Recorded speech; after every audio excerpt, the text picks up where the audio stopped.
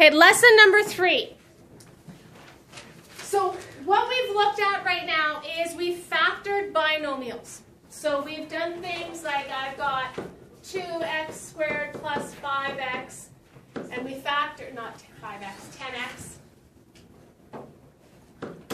And we factored out a 2x, and that left me with an x plus 5. Then we did the factoring by grouping. Things like I've got 2x squared plus 10x plus 15x plus 75. So then we factored out a 2x from these two terms. We factored out a 15 from these two terms. And then I got the x plus 5 and the 2x plus 15. So we've done that type of factoring. We've factored out common expressions. What we're going to do now is we're going to factor trinomials.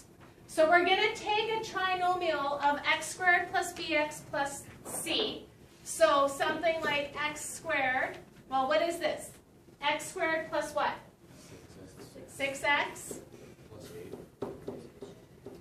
And we're going to break it down into this product of two binomials. So this right here actually belongs down here. So what I can do with these algebra tiles in this particular arrangement is I can smoosh them together to make a rectangle. So I've got my x squared in the corner, and then I arrange my x rods, and then I arrange my 8s. And within this rectangle, I can tell you this is the area. The area of the rectangle is this x squared plus 6x plus 8. That's the answer to number 4. The area of the rectangle in expanded form. What is the length of my rectangle? So what length is represented by this dimension of my algebra tile? X squared. The whole area is x squared. What's the length though? X. And what do each of these widths represent? 1. So 1, 1, 1, and 1. So what's the length? X plus 4. X plus 4. What's the width? X plus 2. X plus 2, because I have the 2 1s. How do I calculate the area of a rectangle? Length by width. Length times width. So the area is going to equal x plus 4 times x plus 2. If I expand this out, I use the distributive property. X times x, X squared. x times 2, 2x x times, or 4 times x, is 4x. and 2 times 4, Is 8. Collect the like terms, and how many x's do I have? 6. I have 6x squared plus 6x plus 8. So we can take this polynomial expression and we can factor it into these two factors. And there is a patterning to do this. It's not, it's not just that I picked it randomly. The only way that I can create the rectangle with these shapes is by this configuration. I could turn it to the side and have 4 and then 2 down here and my 8 going this way. But this is the only way that I'm going to be able to put it. I'm not going to be able to take this rod and put it down here because I won't have 2 more little squares to put in place, or I'll have too many extra. So there's only one way that I can make the rectangle. And making that rectangle gives me the length and the width. So that's what we're going to look at, is we're going to make a couple of rectangles. So what polynomial do I have represented with these tiles? X squared plus 5x plus 4. Okay. So on the next screen. X squared plus 5x plus 4. What I want you to do is I want you to arrange them into a perfect rectangle.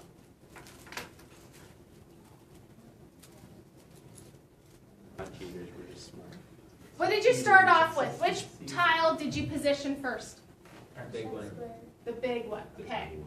And then what did you do with the rods?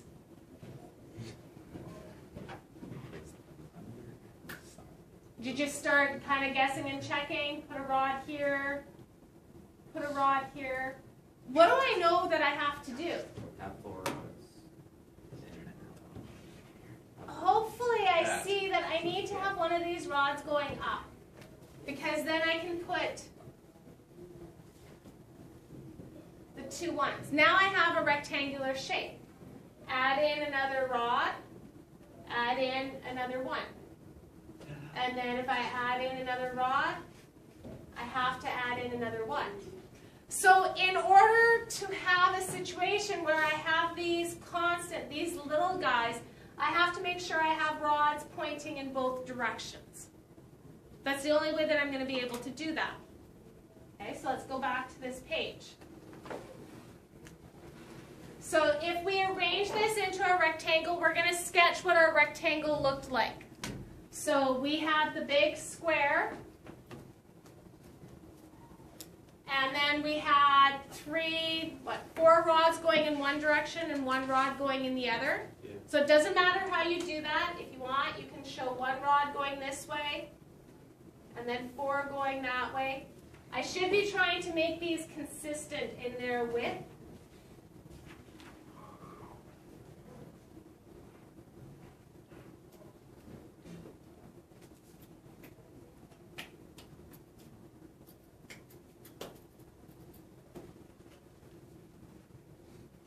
And there's my rectangle. What is the length of my rectangle?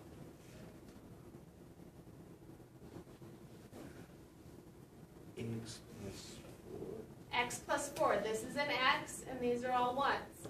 So my length is X plus 4. And what's my width? X plus 1.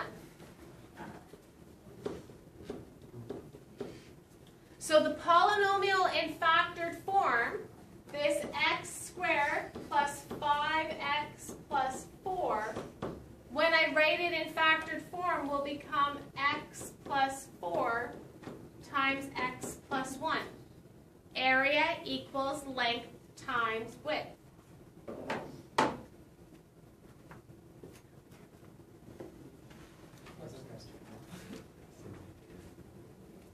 Okay, so let's look at class example number 2.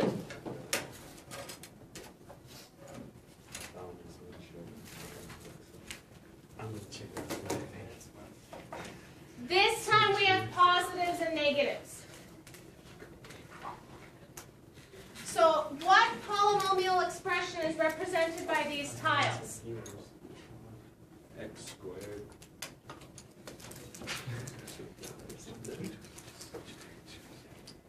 Negative 7x. Cool. It's plus 12. Plus 12. Okay, so again, I want you to try to arrange your algebra tiles to make a rectangle. Okay, so when I try to arrange my algebra tiles, from the last question, what I know is in order to put these 1s in place, I need to have 1 going this way and 1 going vertically. And that allows me to put in 1 of those. If I put another 1 here, I can put another 1. If I turn or I spin this one and I add this into the mix, I can now put 2 more. And if I put a third one down here, I can put in 2 more. Put a 4th one down here, I can put in 2 more. And then when I get to this last one, well, if I put it down here, I can only add 2. But again, if I make it going vertically, I can now put in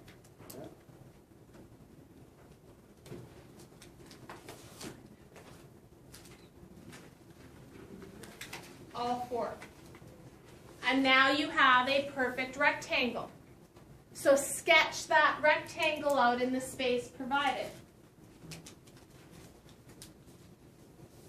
So I had my x squared in the corner.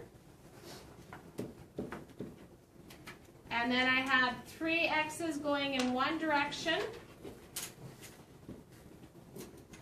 And 4 x's going in the other.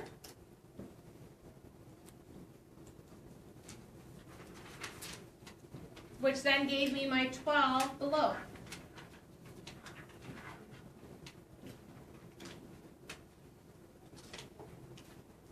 What is the length of my polynomial?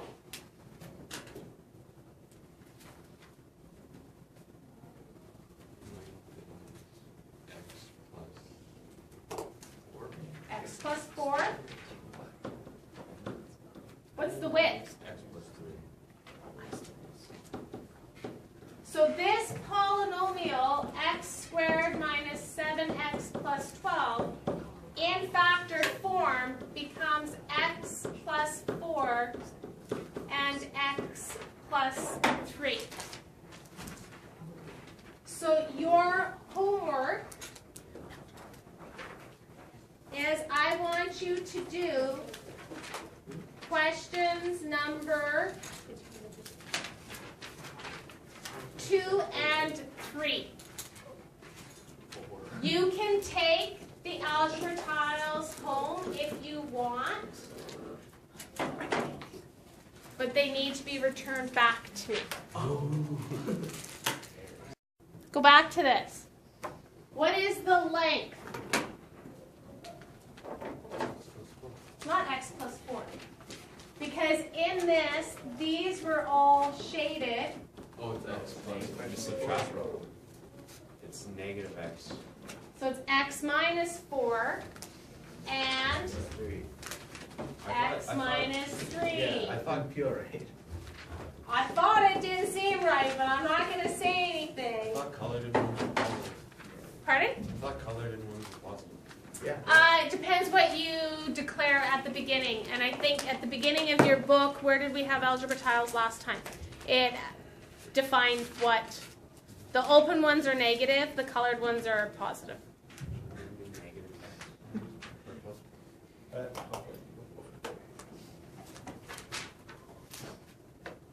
No, because this right here, this is my negative 3. And then this right here is my negative 4. Because this is my x, and then a negative 1, negative 1, negative 1.